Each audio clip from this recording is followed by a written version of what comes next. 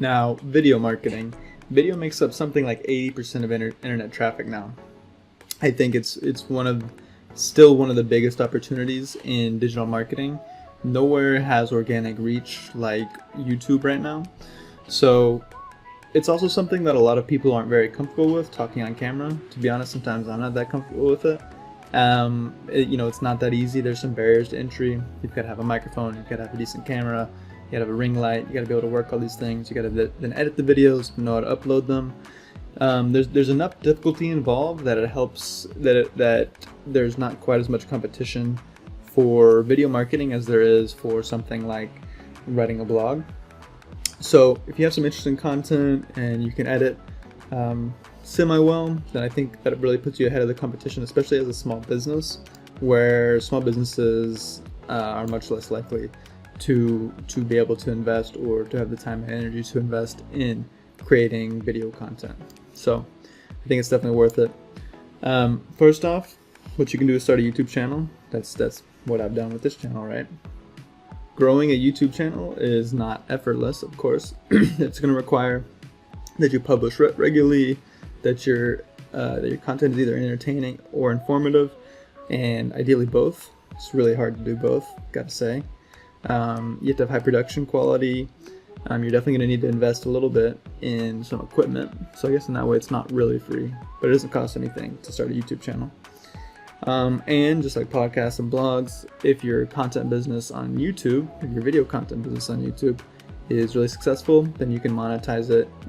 YouTube will run ads on your video, and you can make money just by creating videos of yourself or interesting things around you.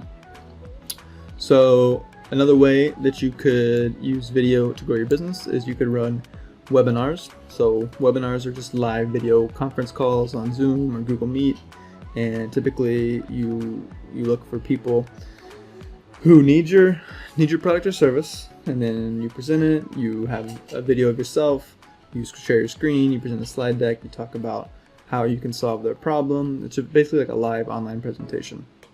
So the trick is actually finding people to sign up for the webinar in the first place.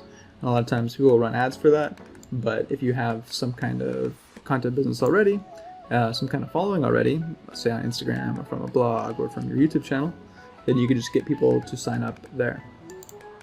If you do a lot of speaking or live presentations, then that's another great approach. You can record those speaking engagements or presentations and upload those videos to YouTube or Vimeo or whatever platform and share them on social media, add them to your website, create snippets of them for social media posts, wherever you want to distribute that content. So, because of the pandemic, a lot of times professionals aren't giving as many speaking engagements as they used to, but it seems like with the world opened back up, conferences and events are really starting to happen again. So I can see this kind of coming back in the future. So next up, I would recommend doing this after you've had some practice creating videos. You could create a video course, an e-learning course. So I have one of these teaching Wix web design. Basically, for my kind of course, I record my screen, record my face, and walk people through different digital skills. So you can create a video course on a bunch of different platforms. There's Udemy, which sells your course one at a time. There's Skillshare, where you get paid by like the watch minute. There's a few others. You could create your own website and offer the course there, and then you're going to probably be able to charge more, but you don't have the advantage of Udemy and Skillshare and these other platforms marketing for you. But creating courses can really become a business in its own right. So I think it's definitely something worth pursuing if you have some harder to learn skills and knowledge that you would like to share with the world. And it's also just fun to teach, in my opinion. Plus, you don't actually have to teach something you're not interested in, right? You can teach guitar or rapping or pixel art or how to make cool TikTok videos. As long as it's a skill that people want to learn, it doesn't have to be a business skill, then people are probably willing to pay for a good course about it. And then finally, I just want to kind of close this video marketing section with some great video ideas, some ideas for kinds of videos you could make. So one is a how-to I do a lot of these kind of tutorials. I just teach people how to do various little things on their websites and that kind of thing. How-to videos can be great. People are always searching on YouTube for how to do X, Y, and Z.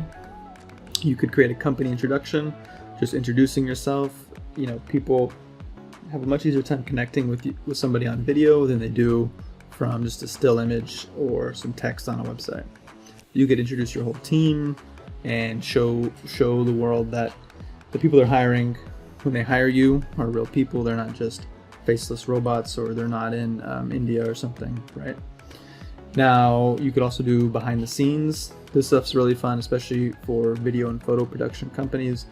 You can do behind the scenes, you know, how was this documentary made, that kind of thing. If you're hosting an event, making a kind of a highlight reel of the event, showing people having fun and how exciting it was to be at that event and work with your team. I think that could be a great video too. You could record your clients giving testimonials.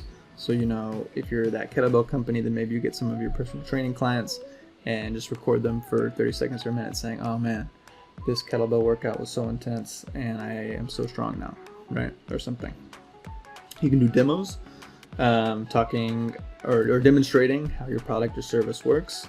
Those are very helpful, especially if you have a product that needs to be installed and configured in some way, or your service is a little bit confusing. Demos can really help people understand how to use your product or service. You can do Q&As. If you get a lot of questions about certain topics, then you can just gather those questions together and in one video answer all the questions. You can do a time lapse. So if you're creating something concrete, say you're an illustrator and you're illustrating some cool new scene, you could do a time lapse where you just record your screen and then speed it up, and it works. Basically, people can see how you made the service that you're selling. You could do a day in the life, right? Like, what does a plumber do all day? I love those kinds of videos. I think they're super fun. I watch those on YouTube all the time. And then you could also do parody content. You could just joke around and make fun of your industry. Most of us do some kind of dumb or silly stuff at work sometimes, and I think, you know, making fun of whatever industry you're in can be a blast.